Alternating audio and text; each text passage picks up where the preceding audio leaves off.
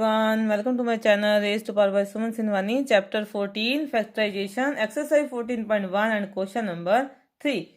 Question is factorize x square plus xy plus 8x plus 8y. तो यहाँ हम देख रहे हैं कि फैक्टराइज करने के लिए जो हमारे पास पोलिनोमियल गिवन है उसमें 4 टर्म्स हैं। तो मैंने आपको बताया था इंट्रोडक्शन की वीडियो में, जब हमारे पास 4 टर्म्स होती हैं और उन चारों टर्म्स में कुछ भी कॉमन नहीं होता तो हम उसे बाय रीग्रुपिंग मीन्स ग्रुप बना के फैक्टराइज करते हैं। तो इंट्रोडक्शन की वीडियो में ये मैंने बहुत डिटेल से समझाया था। अगर किसी ने वो वीडियो नहीं देखी तो उसको जरूर देख लें ताकि आपको ये सम्स जल्दी से समझ में आ जाए। तो फर्स्ट पार्ट है x square plus x y plus 8x plus 8y। जैसा कि हम देख रहे हैं इन 4 की 4 टर्म्स में कुछ भी कॉमन नहीं है। जैसे इन दोनों टर्म्स के पास x है, इन दोनों के पास 8 है और x इन 3 टर्म्स के पास है, 2 के पास 8 है, y इन 2 के पास है। तो कुछ भी ऐसा फैक्टर नहीं दिख रहा जो चारों के पास कॉमन हो। तो हम क्या करेंगे, दो दो टर्म्स के ग्रुप बना लेंगे जिसमें से हमें कुछ कॉमन मिल जाए। तो इसलिए इस मेथड को हम कहते हैं by regrouping, factorise by regrouping. तो इन दोनों टर्म्स का ग्रुप बना लिया, दोनों के पास मुझे x दिख रहा है कॉमन और यहाँ मुझे दोनों के पास क्या कॉमन दिख रहा है 8।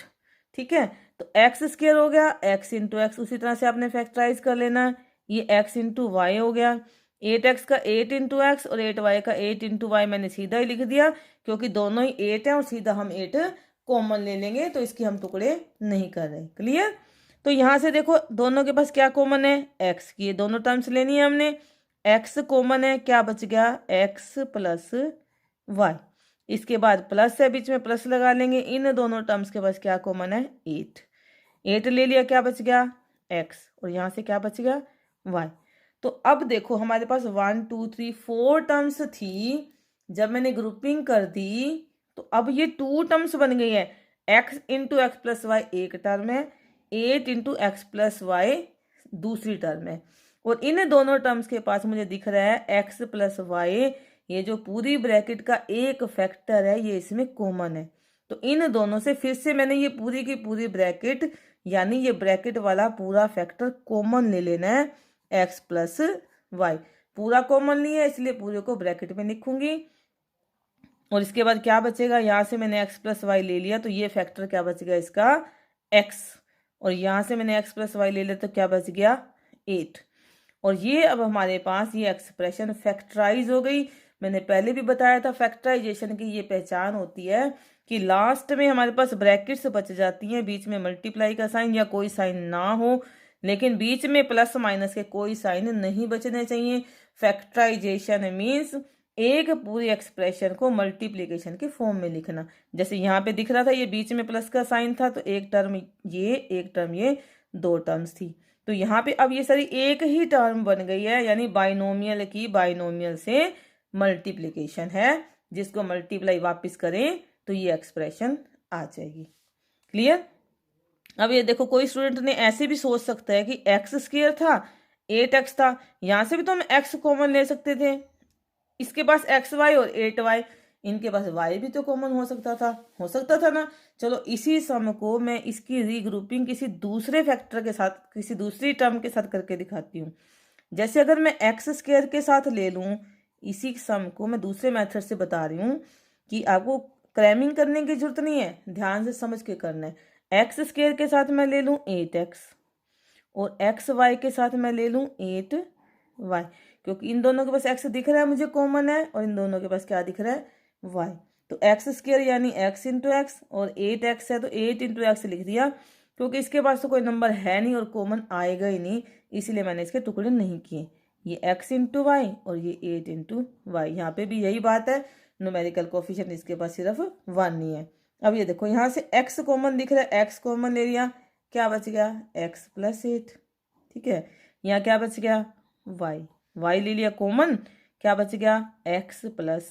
अब इन दोनों टर्म्स के पास फिर से क्या कॉमन दिख रहा है मुझे x प्लस 8। तो x प्लस 8 इन दोनों टर्म्स से मैंने कॉमन ले लिया, x प्लस 8 कॉमन ले लिया तो इसके पास क्या बच गया x, बीच में प्लस है प्लस लगा दिया और साथ में इसके पास क्या बचा y। तो x plus 8 into x plus y. जब मैंने ऊपर फैक्टराइज किया था तो भी यही टर्म आ रही थी x plus y into x plus 8। इसमें एक्स प्लस 8 पहले आ गया, इसमें वो बाद में आ गया। तो एक ही बात है, 4 5 जा लिखो या 5 4 जा लिखो, आंसर तो 20 आएगा, क्योंकि मल्टीप्लीकेशन में हम टर्म्स को आगे पीछे करके लिख सकते हैं। तो इस तरह से आपको जो ग्रुपिंग अच्छी ठीक लगती है कि इससे ग्रुपिंग आसानी से हो सकती है, तो हम वही टर्म्स लेके इसकी रीग्रुपिंग कर सकते हैं। Next second part, 15xy minus 6x plus 5y minus 2। तो यहाँ दिख रहा है मुझे दोनों टर्म के पास 15 और 6 में से भी कुछ कॉमन आ जाएगा और x भी कॉमन दिख रहा है, लेकिन यहाँ पे मुझे कुछ कॉमन नहीं दिख रहा। जब टर्म्स में कुछ भी कॉमन नहीं होता तो उनके पास 1 कॉमन होता है। पहले भी बताया था मैंने आपको कि 1 is the factor of each and every term. तो 15xy 15 का क्या बनेगा, 3 5 जा 15 और ये हो गया x इंटू वाई, और 6 हो गया 2 3 जा 6 और इंटू एक्स। 5 है, 5 को आप 5 1 जा 5 लिख सकते हैं, मल्टीप्लाई में y, और 2 क्या है, 2 1 जार 2। ये मैंने इसलिए इनको 1 जार लिखे हैं क्योंकि पिछले क्वेश्चंस में मैंने नहीं लिखे थे, क्योंकि मुझे दिख रहा है कि 5y और 2 के पास कुछ भी कॉमन नहीं है, इसलिए 1 मैंने यहाँ साथ में लिख दिया।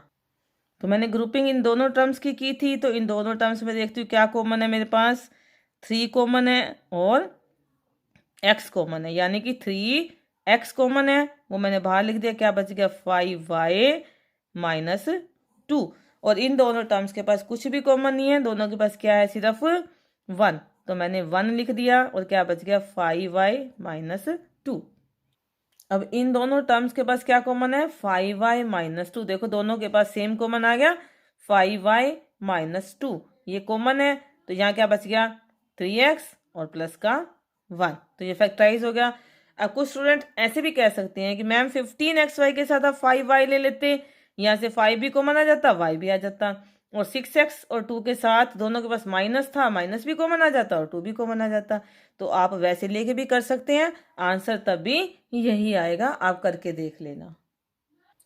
नेक्स्ट थर्ड पार्ट, ax यानी a into x, b x हो गया b into x, minus a into y और माइनस b इंटू वाई। जैसा कि दिख रहा है हमें ax और bx दोनों के पास x कॉमन दिख रहा है, और यहाँ पे दोनों के पास माइनस भी कॉमन दिख रहा है और y भी दिख रहा है। तो इनसे मैंने x कॉमन ले लिया, x कॉमन ले लिया तो क्या बच गया, a प्लस b। यहाँ से माइनस भी ले लिया मैंने, y भी ले लिया। अब देखो माइनस ले लिया मैंने इससे कॉमन, तो क्या बच गया इसके पास, a। इससे मैंने माइनस ले लिया तो क्या बचेगा, अंदर प्लस बच जाएगा। अब इसका आपने ध्यान करना है कैसे प्लस बचा। माइनस से हमने माइनस तो बाहर ले लिया, माइनस बाहर ले लिया तो क्या बचेगा, प्लस। ब्रैकेट के बाहर अगर माइनस होता है और हम अंदर मल्टीप्लाई करते हैं तो साइन चेंज हो जाते हैं। इसी तरह से अगर हम माइनस बाहर कॉमन लेते हैं तो टर्म्स के साइन तब भी चेंज हो जाते हैं। जैसे मैंने इस टर्म से माइनस ले लिया तो ये प्लस का ए बच गया, इससे भी मैंने माइनस ले लिया तो ये प्लस का बी बच गया। क्लियर, ये चीज़ आप अच्छे से ध्यान में रखना, क्योंकि साइन की मिस्टेक होते सारा सम रॉन्ग हो जाता है। अगेन यहाँ मुझे क्या दिख रहा है कॉमन, a प्लस बी, तो a प्लस बी मैंने कॉमन ले लिया और क्या बच गया यहाँ से x और ये माइनस का y। Clear. Next 15p³ plus 15 plus 9q plus 25p। तो 15p³ के साथ मैं 9q ले लूँ, क्योंकि q मुझे कॉमन दिख रहा है और 15 और 9 में से भी कुछ कॉमन आ जाएगा, तो इन दो टर्म्स को ले लूँ, और 15 और 25p इन दो टर्म्स को ले लूँ तो कुछ कॉमन आ जाएगा। तो मैंने इसकी रीग्रुपिंग कर दी, 15p³ के साथ क्या लेना चाहती हूँ मैं, 9q, ये इसके साथ लिख दिया, और 15 के साथ मुझे लेना है 25p। तो मैंने जो दो दो टर्म्स इकट्ठी लेनी थी उनको सिर्फ उनकी जगह बदली और कुछ नहीं किया, उनको पास पास लिख दिया। और इसके बाद उसी तरह से सम करना है आपने, 15 है 3 5 जा और p इंटू क्यू, 9 होता है 3 3 जा 9 इंटू क्यू, प्लस में फिर से 15 है 3 5 जा, प्लस में 25 आपको पता है 5 5 जा होता है, इंटू p भी है इसके पास। तो अब इन दोनों टर्म्स के पास देखो क्या कॉमन आ रहा है, 3 कॉमन आ रहा है, 5 यहाँ नहीं है, और क्यू कॉमन आ रहा है, तो 3 क्यू कॉमन, क्या बच गया 5p, प्लस 3 क्यू ले लिया तो 3 बच गया। ठीक है, यहाँ पे मैंने क्या कॉमन लिया, एक 5 कॉमन है और कुछ कॉमन नहीं है, तो 5 कॉमन ले लिया, क्या बच गया 3, प्लस यहाँ क्या बच गया 5p, तो 3 प्लस 5p। अब अगेन हमने इन दोनों टर्म्स में से कॉमन लेना है, तो देखो आपको क्या लगता है ये 5p प्लस 3 और 3 प्लस 5p सेम है, सेम है ये, क्योंकि 5p+3 हो और या 5p+3 इधर लिखा हो या उधर लिखा हो, उसमें भी कोई फर्क नहीं पड़ता, क्योंकि आपको पता है मल्टीप्लाई में और प्लस में हम टर्म्स को आगे पीछे लिख सकते हैं। तो 5p+3 कॉमन है यहाँ पे, 5p+3 कॉमन ले लिया, तो यहाँ क्या बच गया 3q और प्लस में यहाँ क्या बच गया 5। Next z-7 + 7xy - xyz। तो जैसा कि हम देख रहे हैं इनमें से z और xyz, इन दोनों टर्म्स के पास क्या कॉमन है z, और ये बीच वाली दोनों टर्म्स के पास मुझे क्या कॉमन दिख रहा है 7। तो पहले मैं इनकी रीग्रुपिंग कर लेती हूँ। इनको z के साथ मैंने लिख लिया z - xyz, और फिर माइनस के 7 प्लस के 7xy, ये दो टर्म्स इकट्ठी लिख ली और ये दो टर्म्स इकट्ठी लिख ली। अब देखो दोनों के पास z क्या है कॉमन है, एक्स वाई जेड को आप x × y × z लिखो, चाहे आप सीधा ही देख लो। अब बहुत सारे सम्स कर चुके, प्रैक्टिस भी हो चुकी होगी आपको।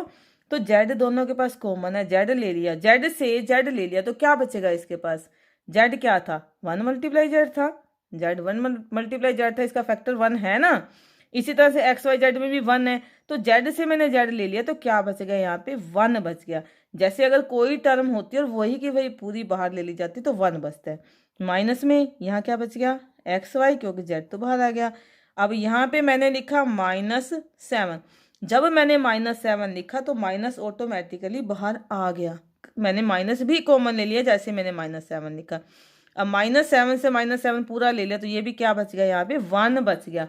पूरी की पूरी टर्म कॉमन लेने पे 1 बचता है, क्योंकि -7 को भी मैं -7 × 1 तो लिख सकती हूँ, तो -7 ले लिया 1 बच गया। और इसी तरह से जब ये प्लस की टर्म थी, अभी पिछले पार्ट में मैंने बताया था, अगर हम माइनस बाहर कॉमन लेते हैं तो अंदर वाली टर्म्स के साइन चेंज हो जाते हैं। प्लस का 7xy था और माइनस हम कॉमन ले लें तो इसका साइन चेंज हो जाएगा, तो ये क्या बन जाएगा माइनस बन जाएगा। 7 हमने बाहर ले लिया xy। यहाँ पे आपको कंफ्यूज नहीं होना, जो प्लस होता है ना वो कैसे बनता है, प्लस के पास 2 माइनस है, एक माइनस ये रहा और एक माइनस ऐसे लग गया, प्लस के पास 2 माइनस है, 2 माइनस की मल्टीप्लाई से प्लस बनता है ना, उसमें से प्लस में से हमने एक माइनस बाहर ले लिया तो उसके पास एक माइनस बच गया। आप ऐसे सोच लो या आप ऐसे सोच लो, जब हम माइनस कॉमन लेते हैं तो अंदर साइन चेंज हो जाते हैं। क्लियर। तो अब 1 - xy दोनों के पास फिर से कॉमन आ रहा है, 1 - xy मैंने कॉमन ले लिया और या क्या बच गया मेरे पास z-7। तो इस तरह से मैंने आपको रीग्रुपिंग से फैक्टराइज करके दिखाई है। आप अलग अलग तरह से रीग्रुपिंग करके इनके प्रैक्टिस करके देखिए, क्योंकि जब तक आप प्रैक्टिस नहीं करेंगे तो आपको सम्स अच्छे से नहीं आएंगे। So keep practising. Thank you.